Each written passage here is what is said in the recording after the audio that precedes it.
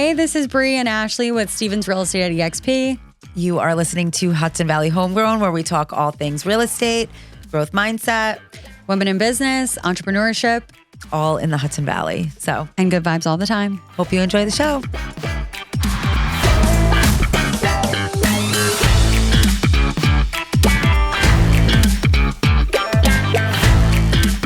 Hey guys, welcome back. Thank you for tuning in. I'm Brianna with Stevens Real Estate, and I'm with my co-host Ashley. Hey. And today we are going to be talking all things selling process. So if you are looking to sell in this market, if you are debating whether or not it's a good time, and we're here to help with that. So That's what we're going to be talking about today. All right. So, what's the first step in once you decide you want to sell? What if you don't know if you want to sell your home? Yeah. What's the first thing you would do? I think, and I guess, we're going to talk about a lot going on in the market and a lot of people not wanting to sell due to interest rates and stuff. So if you are looking to sell, obviously it has to make sense for you when, you're thinking about either relocating, downsizing. And a lot of times people need to sell just due to life changes, right? Financials. Like the 3Ds, whatever, like divorce, death, and downsize maybe. Yeah. I don't know. But there's always life situations where people change. So if you decide you want to sell, or even if you're unsure if you want to sell, we recommend having us over there. We can give you a current market analysis on your property and kind of go through the process with you so that you just are more educated. I think education is a big piece of it too. Well, and also if you want to sell, right, you need to know what you're going to be able to get for your home because you're going to need to move somewhere else. So you're going to need to use the proceeds of that to buy something else likely. So having us in and Ash. So if I'm asking you, I want to sell my house and you're coming over, what are you doing? What are you doing for me? I'm going to do a market analysis, provide you the value for the home. If you have a mortgage, we're going to go over that. What's your payoff? And what really is the next step in your journey? I think that's really important too. And go through the listing process. So I think it's really important to interview several agents and have Steven's team in there last and allow the agents to work for you so that you're most comfortable. Yeah. I think interviewing agents is like probably the number one thing that a lot of people don't do. And I mean, there's just in our market alone, we're, hyper local, but we have over I think 1,500 agents just in our market alone. Right. And that's full-time, part-time, people that do one transaction a year. So anyone can be a realtor, right? It just depends on, how much knowledge you have of the industry, and interviewing an agent that can tell you what you want to hear, but also be able to guide you and help you is going to help. Yeah. I think the elephant in the room is the percentage, the commission. It doesn't take much for, again, going back to there's a lot of licensed agents out there. It doesn't take much to get the property on the MLS and throw up a sign. But really, what are they doing for you after that to, maximize your profit and bring in a qualified buyer? So I think that's an important process. And I think for a lot of people that don't know in terms of, I guess, and this is just a whole nother conversation of like how we get paid, right? Like a lot of people,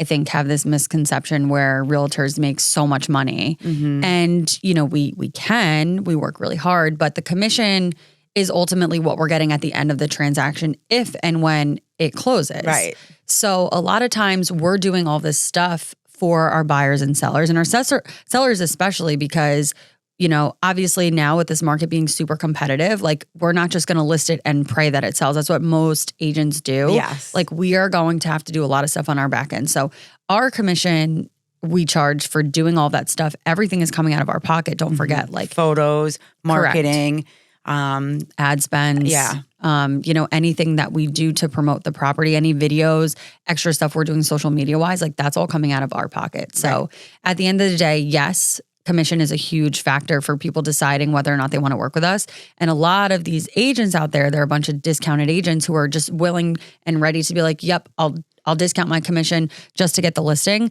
and just to have their name on it, and knowing that they're not going to do anything. And then at the end of the day, you see the price of your house gets discounted. Correct. And that's why they're called discount agents. Yeah. Because they discount themselves. And then they're going to want to discount your price. And ultimately, you would have been better paying a little bit more commission and then being able to negotiate maybe a better sale. So I think that's like, ultimately, we're on board. We work with a lot of agents in the area, right? So and us being a team of agents, Stevens Real Estate, there's 33 agents in our office. The first thing we'll do is market it in-house to our team. And right there that's big. I mean, I think that's great. So we how all work together. So how, if we're explaining to our sellers, and I know how I explain it to my sellers with the commission, but a lot of times that's a huge objection that we'll face. A lot of times a seller, especially in this market, a lot of sellers are, kind of set on being like, oh, like my house, I can get so much for my house.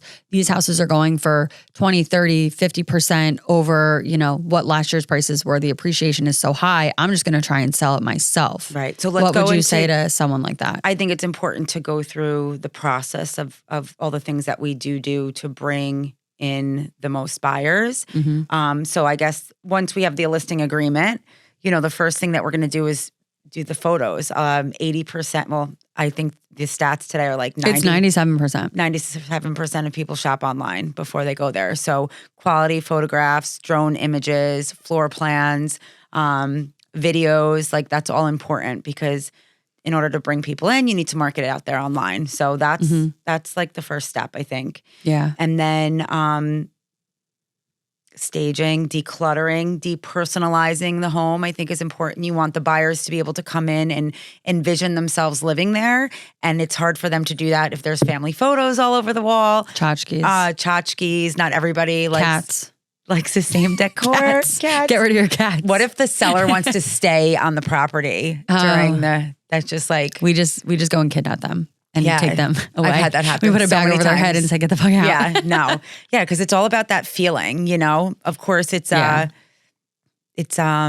educated decision. I think in a lot of times it's important, and if you're looking to sell your house or if you're thinking about it, like a lot of people get really emotional with the process, and that's a whole nother thing that we deal with, right? But being emotional, I own this house. I put so much work into this house. Like they love the way they've decorated. They love the paint colors they've chose. They love their Trump sign out front. Like they love that, you know? And so I think being able to articulate that in a way that doesn't necessarily offend them, but we want to keep everything as neutral as possible because you don't know who's walking through the door. Right. And in this day and age, people are offended really easily. Like if someone sees something they don't like, regardless of the house and the condition of the home, like they already decided that they don't want to buy it. Like if, and it could be anything like. And it's really hard for people to look past. Yeah. Like I always, especially with new buyers that have just started searching, like I'm always look past the clutter. A lot of people don't have the ability to vision. So you as a seller, you want to make sure, and a lot of people are really, conscientious of this, but like you want to make sure that a random person coming into your home can picture their things there. Right. I always recommend they take as much stuff out as possible, bare bones, just to live there. Leave it neutral. Yeah. And that's it. If you want to do work, what do you say about doing work to get the house ready? I mean, I think there's so many things that we could do, right? And, but really I think as a seller in this market, you're already, struggling with all the things that, with buying a new house, having an increased rate, like what are you really going to get for your property? Like what work are you going to do that's really going to give you the most return? So a lot of times, some realtors will suggest you go gut a whole kitchen, or bathroom. But for us, and like what we've been taught is that like less is more. And I think that's super important, knowing that we're not going to come in and make you shell out all this money to not get as much return on the back end. Right. Save your energy, save the time, save your money, and let the buyers do what they want to do when they come in there. And do things that are super simple, like mulch, power washing your house, having a professional cleaner come in, doing like all those things. If you have like really wacky paint colors, like a nice like neutral light gray, white, freshen up the trim, like those things are going to make the property show a lot better. Right. As opposed to a brand new kitchen that you picked a really random like tile backsplash and everyone's going to hate it and want to replace it anyways. Right. So I agree. Less is more. And I think it's important to consult. And having an agent that is knowledgeable, working with contractors, so the cost of this work that's, may or may not be needing to be done. Yeah. And then also having the ability to tell them, hey, this is not going to be worth it in the end. So, that's why you want to work with someone like us who's in the market. We have investor clients, we have contractor clients, we have a lot of vendors that we work with daily to our off-market list. So most of let's another reason why a lot of our sellers want to work with us is because we have a huge market that's not even on Zillow or Realtors. So What do we do daily to kind of help find these opportunities and get buyers in? Well, we have a list within our office, so it's marketed out to our team of 33 agents and their clients. We've done home tour caravans, bring the whole team in into our off markets, and we have a very large buyer base too. So, I think for some sellers, it's difficult. They're bracing themselves for, strangers in their house, crazy showing times. It's like an inconvenience, but I always just say let's do it right. Let's do it the first time. Give us 2 weeks to really get going. In addition to showings, I think it's important that you do an open house to bring as many potential buyers in at once. Yeah. And let's talk about open houses too, because I've had a lot of sellers that they think that the open houses are really just for us to get more buyers. And low key, we do get a lot of buyers from open houses. But why we want to have an open house for you is to get the exposure out there. We're putting our directional signs out everywhere, pointing people to your property, and also knowing who's in your property. A random agent isn't just popping by with random clients. We are pre-registering these people. Yep. We are door knocking the neighborhood to know who's coming to these events. And we're capturing all their information so that we can follow up. And if there was something that they didn't like, maybe they didn't like the paint color, we could say, hey, my seller will totally paint that and maybe make the deal work. Whereas if a random person is coming in and we're not there to kind of help oversee the process, you might miss out on a potential buyer. So I think having these open houses, these broker opens, these caravans, it allows us, to go in there to control the narrative in the house, really, and to show the house. I was just going to say, expose your property for all that it has to offer. Yeah, any random agent do they take the time to read the MLS and the features? Most of the time, no. So it is a great opportunity to have us, the listing agent, in there and really and educating the buyers on what is important in the house and getting the sale to close ultimately. Right. And that's why, working with a experienced agent is so much better than working with a part-time agent. And it's a lot of times full time. This is all we do. Yeah. I don't know how anybody could do this part-time. I mean, I know a lot of people do, but you can't do it well. Okay. So me and Ash actually had a little debate just now and whether or not you can get a house sold, what would make more sense, to put it on market or off market? And I think depending on who you ask, there's different benefits. And the seller's, personal preference. I think there's benefits to both. So I say get it on the market. She likes off market. So I think on market because you're getting the most exposure. If you let us do it the way that we need to do it and do it right, we're going to maximize your profits. There's a strategy behind that and get you the most for your money. So and the way we roll out a listing is a lot different than a lot of other agents will do. There's a whole and we won't strategy reveal our secrets behind why we roll out, but and how we do it and the timing and the day of the week and also. But that being said, I think it's also important for sellers that again they want to fly under the radar, they want to sell their house, but they don't want all that exposure and they don't want a ton of people. They'd rather just kind of do it on the slide. I think it's also they don't need it. If you need to get the most for your house, you want to go on market. Unless, we have a really niche buyer that's willing to pay a lot more for the property. But I feel like if you want or need more money for your property, you're going on market to allow more opportunities and more exposure. Right. If you are content with selling, hey, I think my house is worth $550. If someone brings me $550, I'm out of here.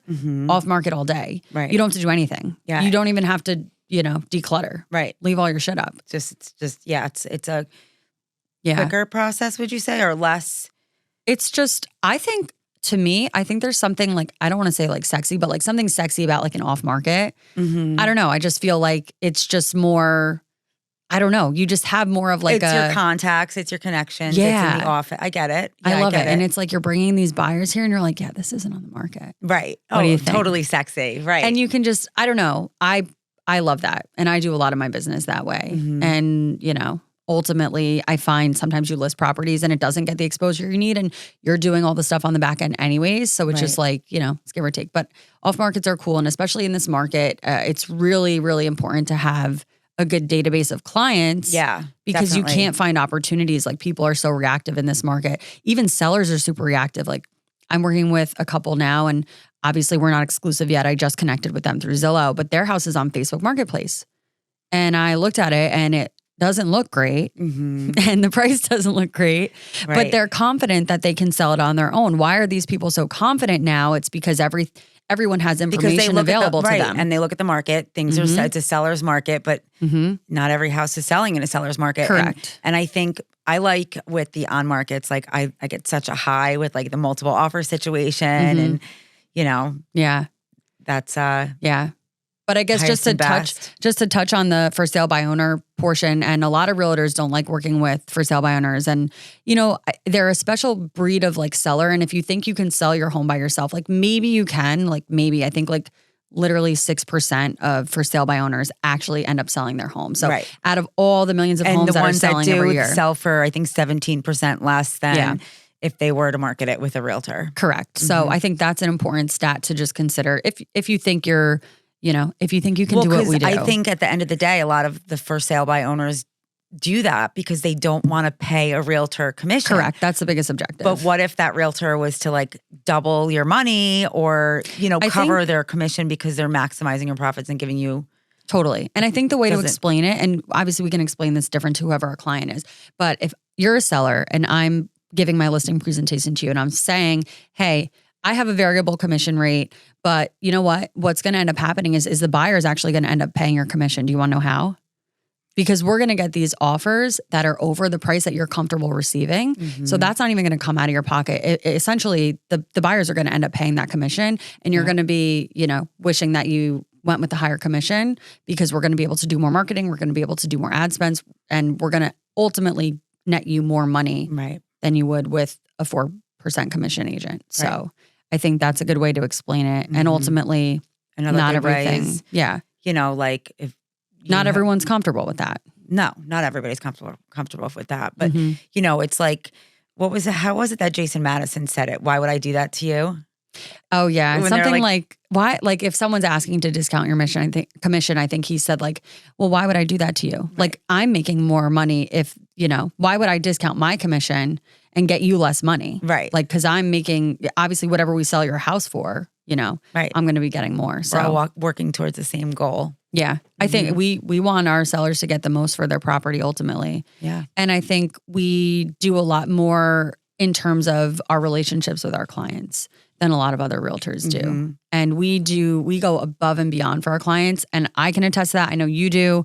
Like I literally feel like I'm there with them. Like it's my heart. It's my home. Literally. Yeah. It's my journey. I think that's also like what sets us apart from other agents is that we like truly do work with our hearts. We work with our hearts. We take this seriously. Like we are in the trenches with our clients. And I mean, the amount... I have stories for days.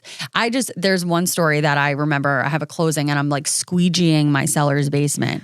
Like I pulled my back out. Literally, I had to see my chiropractor. So I was squeegeeing, shot back. I like literally did the most so that this shit could close. But like we do. And the journey too. Like, you know, I remember my Kerhonkson clients, like he was handicapped. She's killing herself, taking care of him. They need to get out to Florida. Like, we are emotionally invested. Yeah. So, and that's important because it's not just a paycheck. It's not a 9 to 5. Like it's literally, it's a livelihood. Yeah. Basically. And honestly, like we don't give a shit about the commission. Like at the end of the day, like we don't look at that. Right. Like it's not about that. So I think for us and knowing like, you know, you're selling your home, a lot of times it's really bittersweet for people.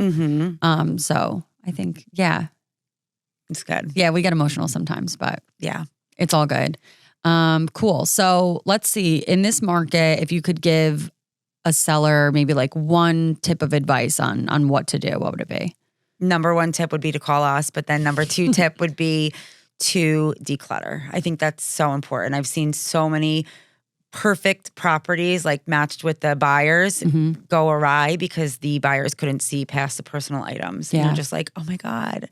Like, no, you know, they check all the boxes except for when they walked in, they just couldn't emotionally get into it. So I think decluttering is number one. Okay. Yeah. What about you? I have an interesting tip, and I think that this is super important. And I think that if you were looking to sell and you also need to buy something, you need to meet with a lender. Oh, yeah. I feel like a lot of sellers don't do that ever. And they're like, yeah, I'm just going to like buy this, but they have no like means to do that. Like maybe if you sell your home, like you can't even afford what you're thinking to buy. So Yeah, I that think just happened with a client in Hyde Park.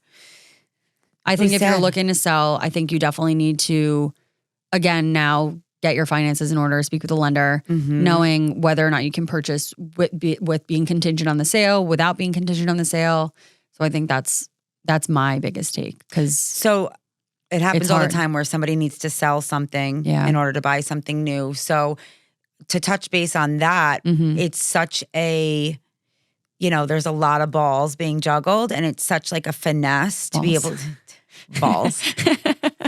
There's a lot of things happening. There's a lot of things happening, but it definitely takes talent, I think, to juggle all of that and to, make sure that your property is listed and then you're transitioning into your new home. So, I mean, how often do we do that? All the time, right? We do it all the time. And I've had it happen, and we always have to find a solution, So ideally, we would love to be able to, and this does happen a lot, where we get the attorney to schedule both closings for like the same day, or maybe they agree for a later closing or an early closing so that they can transition smoothly.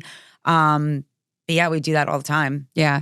So I think a lot of people, and that's a good point to bring up, because a lot of people really don't have the means to buy without selling. Right. So I think it's super important, like I said, obviously get the finances in order, but working with someone that can, again, secure you a property on or off market for your buy side so that everything flows a lot smoother. Yeah. And it's really hard because a lot of people, I'm thinking about selling, but I don't see anything on the market that I like. It's like, that's like literally the biggest objection. It's like, okay, well, how are you, if you do see something on market that you like, how are you prepared to make an offer? Right. If you don't have your house on the market. Right. And I think explaining that to our sellers, that's the biggest switch, because ultimately the selling piece has to be the first thing that we discuss. Yes. Because I'm coming to you. I want to buy your house, Ash, but I have a house that I need to sell. Like, it's not even listed. Will you take my offer? Yeah. It's a good one. And then let us worry about, making the sale contingent on you finding suitable housing, Correct. Which is what we can do, inform the buyer, and we kind of... We're not going to put you in a position unless you're willing to, but we're not going to put you in a position where you need to like literally be removed from your home and not have anywhere to go. Right. And I think that's a big fear with a lot of sellers, and especially in today's market where the rates are where they are, a lot of sellers are worried that they're not going to find some place to live because of the rates, because of the competition. Right. So I think, having a lot of the things that we do on the back end is helpful to also working with us on the buy side, because we do have these opportunities for you to secure a property while simultaneously selling your property for the most amount of money. So it's super challenging, and obviously, that's what we're here to help with. But we're the liaison between it all. Yes. Definitely. Yeah. So Brie, in your opinion, when's the best time to sell? Well, the best time to sell is ultimately when you have to make a move. We're never going to force you into listing at a certain time because it makes more sense. But I think over history and historically, the spring, the warmer months, if you live, we're in New York, so spring, summer, fall likely are, the most popular times to list on market. Yeah. Obviously, in lieu of the current events that have been happening, the market's been pretty freaking crazy through all seasons. But now we're definitely seeing, especially here in the Hudson Valley, it's a lot different than the rest of New York. Yeah. Which is good. In our market now, I think we're seeing a little bit of a lull with listings. So I think if you're thinking about listing, you do want to consider the fact that the rates are where they are right now. They might be somewhere else next year, and you might get more exposure when the rates are a little bit less than. Right. So ultimately it depends on your situation. But if you're debating on listing in the winter versus the spring, I would always urge you to list, sooner rather than later, because you just never know what's going to happen. Right. And then in the winter, it's not the ideal time, but at the same time, there's less people listing. And there's people that continuously need to buy. So it is, any time of year is great. It's really when they're ready. We'll make it happen. And I think knowing that like literally people always have to buy and sell. And I think that's like another reason why we're in this industry is like, we know that like, obviously there's always going to be a demand for a house. People need a place to live regardless of the time of year. Like I moved in the winter. Right. I moved in literally the snowstorm. Like You didn't have a choice. I needed a house. So like, Right. and that's when my closing date happened. Yeah. So like I moved in January, but I think knowing that like there's always going to be qualified buyers to buy your property. Yeah. Maybe you might not get as much as you would, but like if you wait, you never know what's going to happen. Correct. So it's like people that were waiting for the market to crash, like, you know, you probably should have listed height of the pandemic, but you were waiting for the market to crash. And they're you still know, saying it, but it's not going to happen. You know, Yeah. we're under the umbrella of New York City, yeah. which is great. Yeah. So we'll constantly have that influx of people moving up here. And let's touch on like appreciation for homes year over year, because if you're a seller right now, likely you're sitting on a lot of equity. And chances are you're sitting on a lot of equity because you bought it years ago, or maybe you just bought it 2 years ago and you're sitting on a ton of equity. You still have equity. So I think knowing that regardless, real estate is the safest investment. Yeah. Like it's just This proven. year, what, 7 to 10% appreciation? Yeah. So overall, I mean, on average appreciation, I think is anywhere between like 6 and 10%, roughly like 6 and 7, I feel like is pretty average. Obviously, we've been seeing higher appreciations into like 20, 30, 40, 50, which is kind of crazy. But overall, I mean, year over year, even with the rates where they are, I mean, the homes are still appreciating. The home prices aren't falling because there's enough demand to, you know, and not enough supply. And it balances out. So like if the rates go up, the price goes a little bit down. If the rates go down, the price is going to go up because the demand's greater, more people can buy. And it's just the market is market pricing is what a buyer is willing to pay. Willing to pay. So yeah, I think the biggest takeaway, and I guess we can wrap up with the fact that if you're buying or selling, like you can't time the market. There's no good way to time the market. Like no one knows. I don't know. Like even realtors that are like, oh, like now's the best time to buy. It's like, okay, maybe. Right. But like also it might not be. So just, you know, being able to communicate that effectively to your clients and not try and be like overly salesy just to get the listing or just to get the buyer, just knowing that like it's all dependent on their situation. I think whenever you need to buy or sell, like that's the time that makes sense for you. And I think a lot of us being in the industry, you know, if I can find a deal for my clients or for myself, like I'm in the market all day. Like, if I can't find a deal, then I'm not buying anything. Right. You know, if I can make money and sell my house and be somewhere better, I'm going to sell all day. But if it does, you know, so it's just, it depends on what you need. Yeah. So if you guys have any questions or you're even thinking about selling your property, give us a call. We'd be happy to help out. Yeah, we'd be happy to help. We know agents all across the globe. We are partnered with agents in every single state. So we're here to help. We're here to get you the most for your property and also help you transition to wherever you need to go. So even if it's just a conversation. Yeah. So any question isn't a stupid question, right? Is that the saying? That's the saying. Any question isn't a dumb question. So my handle is Ashley HVNY on Instagram. And I'm Brie Bartletta. Catch us there. And we look forward to seeing you guys in the next episode. And we hope you loved it.